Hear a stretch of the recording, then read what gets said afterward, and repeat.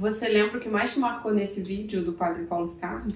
Ele falando do sola escritura, como ele é inconsistente, como ele não é suficiente, como ele não funciona, na verdade.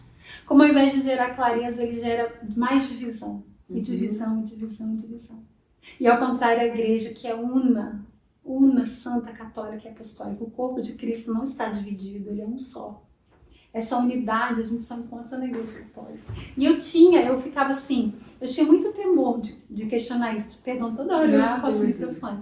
Eu tinha muito temor, mas eu sempre me incomodava com as inúmeras denominações evangélicas, cada uma com uma prática diferente, todas elas baseadas na mesma Bíblia, mas na verdade são as interpretações humanas que diferem, né? E eu tinha isso me incomodava muito, mas eu tinha um temor, eu pensava assim, não, às vezes é a forma de Deus trabalhar, né? É a multiforme graça de Deus. Mas eu fui entendendo que não, na verdade, Deus não trabalha na divisão, ele trabalha na unidade. Mesmo dentro da igreja católica, em que há tanta diversidade, tantos movimentos, tantos carismas, mas ela ainda é uma só. Isso sim é a multiforme graça de Deus, né? Sim. Não há divisão, há unidade. Então isso para mim foi arrebatador, sabe? E apaixonante. E eu fui estudando mais e o sola escritura foi a primeira coisa que caiu para mim. Não tem como a igreja de Cristo seguir apenas a Bíblia. Precisa ter algo mais, precisa ter o quê? Alguém que interprete, guiado pelo Espírito Santo. Tem que ser uma mesma interpretação, porque o Espírito Santo, ele é sábio, né? O Senhor não nos deixaria a sua palavra para a gente ficar assim, tentando descobrir qual é o significado, né? E aí, foi assim, primeiro foi o sola escritura. E aí eu fui buscando. Nessa busca, o seu marido sabia que não, você estava? Até então ele não sabia. Ninguém sabia? Não sabia. O histórico do Google sabia. Eu não sei se ele olhava lá. Ninguém... E eu, assim, anos de casado, não procura isso, mas não vá. Mas assim, eu sou uma pessoa muito emotiva, sabe? E aí eu fui falar com ele. Eu falei assim, Marquinhos, olha, é o seguinte, e já chorando ali. Porque eu conto isso, as pessoas pensam assim, calma, mas é só você sair de uma igreja para outra, não precisa se emocionar tanto, não precisa chorar tanto, não é uma crise tão grande. Mas, gente, é uma vida inteira. Uma vida inteira. Foram 35 anos numa fé que eu, assim, dava minha vida por ela, sabe? E é um pouco assim, é um sentimento meio que de que faltou algo, sabe? De que, poxa, eu perdi algo que eu poderia já estar vivendo há tantos anos e eu não sabia, sabe? É esse sentimento. Então eu fui falar com ele, falei, Marquinhos, eu acho que eu tô começando a questionar minha fé protestante. Tava nada, eu já tinha questionado, tava totalmente questionada. Eu tô começando a questionar. Eu já tava assim, já tinha ruído pra mim, eu brinco que é a minha ponte, né? Eu tinha uma ponte que era só a escritura, era a minha base, aquilo ali ruiu. E eu queria muito passar para outro lado, sabe?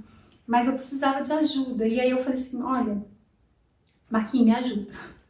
Eu aprendi a minha vida inteira que a Igreja Católica foi fundada por Constantino, lá no século IV, que foi aquele imperador que liberou, né, o cristianismo, tornou o cristianismo permitido, né, no Império, até então era proibido. E aí, quando ele fez isso, tornou o cristianismo religião oficial do Império, na verdade nem foi ele, né, mas é como eu acreditava.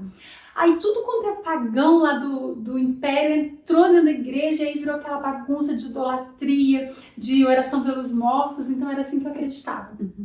Aí eu disse para ele, antes de Constantino, porém, a igreja estava tudo certo, né? Estava na doutrina correta. Então eu queria ler as obras dos pais da igreja, que na verdade são os padres apostólicos, né? Sim. Eu queria ler as obras deles porque no seminário, eu fiz um seminário de teologia de 4 anos e eu nunca li as obras deles. Eu sabia que teve lá o Policarpo, o Inácio de Antioquia, o Irineu. Então vocês não pegavam a fé desde o início? Não, era muito superficial. A igreja protestante em geral não segue muita tradição, sabe? Mais algumas coisas que assim, se isso aqui está de acordo com a Bíblia, eu sigo, sabe? Sim. Mas eu falei assim, eu queria ler de fato o que eles acreditavam. Porque se eu encontrar ali a fé que a Igreja Católica tem hoje, eu acho que para mim está resolvido, sabe? E aí eu falei assim, então tá bom. Ele comprou para mim alguns livros da patrística. E aí eu fui lendo, li algumas obras, O Martírio de São Policarpo, e tanta riqueza, sabe, que eu tinha ignorado por tanto tempo. Até que eu cheguei nas cartas de Santo Inácio de Antioquia, mártir também da igreja, que morreu, né, comido pelas feras. E eu disse que eu não ia chorar nesse momento. Fica à vontade. Eu não consigo, porque é muito bonito. E aí ele falando da igreja, você vê ali uma igreja, claro, incipiente, né, no seu início, mas que já tem a direção de um bispo, já tem unidade com o bispo.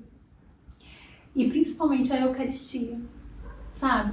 Quando ele fala da Eucaristia, ele fala da fome que ele tinha de comer a carne do nosso Senhor Jesus Cristo. E ele falava contra aqueles que não se reuniam, né? Porque não acreditavam que a Eucaristia é a carne do nosso Senhor Jesus Cristo. E ele falava assim, eu desejo como comida a carne do nosso Senhor. Como bebida, o pão, o vinho, né? Que é o amor, é o sangue de Cristo. E aquilo assim para mim foi maravilhoso, sabe? Foi assim, lindo ver como a igreja desde o início, ela já cria na presença real de Jesus na Eucaristia. E assim, pensar nisso para mim foi uma descoberta que assim, os católicos sabem isso desde pequeno, as crianças fazem catequese. Mas eu sinceramente, eu não sabia que era assim. Confesso para você, eu fiz teologia, eu estudei transubstanciação, sabe? Eu não estudei presença real de Jesus na Eucaristia, sabe? Eu não estudei sob essa ótica.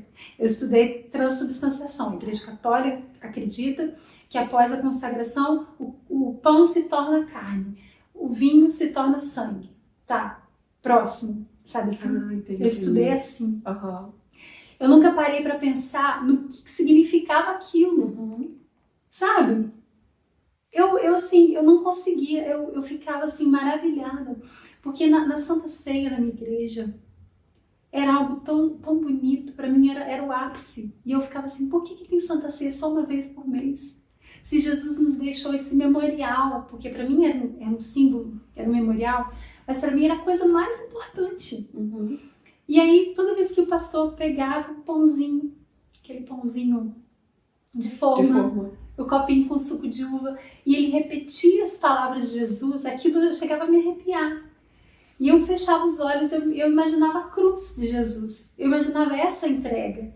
E eu pensava assim, gente, é como se fosse que o corpo de Jesus e comia do pão. É como se fosse o sangue de Jesus e comia, pensando, né, naquelas chagas de Cristo. E aquilo para mim era a máxima conexão que eu tinha com Cristo. Era aquilo. E a oração, depois a entrega, a gratidão pelo sacrifício de Cristo, para mim era o ápice. E quando o pastor dizia, façam isso em memória de mim, tomai todos e comei, isto é o meu corpo. E eu adorava João 6, que ele dizia, né, o próprio Cristo dizia, quem come minha carne e bebe meu sangue tem a vida eterna. Eu via tudo isso de forma espiritual, sabe? Era essa a visão que eu tinha. E eu já achava a coisa mais maravilhosa.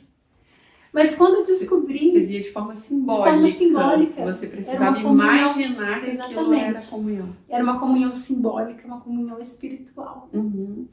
Eu jamais poderia imaginar que a vontade de Cristo, de fato, era nos deixar não apenas uma comunhão simbólica espiritual, mas uma comunhão física, material, no sacramento da Eucaristia. Comer a carne de Jesus, beber o seu sangue. Isso para mim era, assim, foi desconcertante. Até hoje, quando eu penso nisso, eu falo, gente, eu não acredito de fato na presença real de Jesus. Porque se eu acreditasse, como seria a minha entrega a Jesus nessa hora da comunhão? O que eu faria se de fato eu acreditasse com todas as minhas forças que Jesus está aqui? Eu não negligenciaria a minha visita no sacrário. Eu não ia ter vontade de sair de lá. É verdade. Então, de fato, cada vez que eu penso nisso, eu falo, a minha fé é pequena. Minha fé é pequena. Mas o que a gente sempre fala, né? Cada Santa Missa, Senhor, eu creio, mas aumenta a minha fé. Só pela graça. É só pela graça. Mas eu não cria nisso. Eu não entendia, eu não sabia disso. Então, eu falei assim, Marquinhos, eu me lembro que eu estava nessa descoberta, né? E descoberta é coisa que os católicos sabem há 2000 anos, mais, né? E eu descobrindo isso. E aí, eu lembro que eu estava assim, nessa crise, chorando, assim, maravilhada, mas ao mesmo tempo confrontada com isso. E eu falei, Senhor, fala comigo, Jesus, fala comigo. Peguei a minha Bíblia, NVI lá, que eu tenho, e abri João 6. Foi assim, pá, nossa, João 6, de novo. E reli aquele texto que Jesus fala essas palavras. E eu falei, de fato, é um discurso muito duro, porque ele é decisivo para o cristão. E Jesus, no final, muitas pessoas abandonam ele, né? Muitos discípulos já não querem segui-lo mais. E aí ele vira para Pedro e fala, Pedro, e aí, vocês também querem ir? E aí Pedro responde, Senhor, para quem iremos? Só tu tens as palavras de vida eterna. E aí eu meio que naquela hora eu falei, Senhor, eu quero responder como Pedro. Eu quero ir para a barca de Pedro. Eu quero ser como Pedro. Para quem irei, Senhor? Só tu tens as palavras de vida eterna. Eu quero estar onde está a presença real de Jesus. E é só na Igreja Católica. E tudo aquilo que eu perderia, né, digamos assim, que não seria fácil, os amigos, digamos de certa forma, a minha imagem de que é uma pessoa que cresceu na igreja evangélica, que pregava, que queria ser missionária, fez até teologia, como pode ela agora ir para a igreja católica? Tudo isso que eu sofreria, os familiares, era pequeno comparado ao tesouro que eu tinha encontrado, sabe?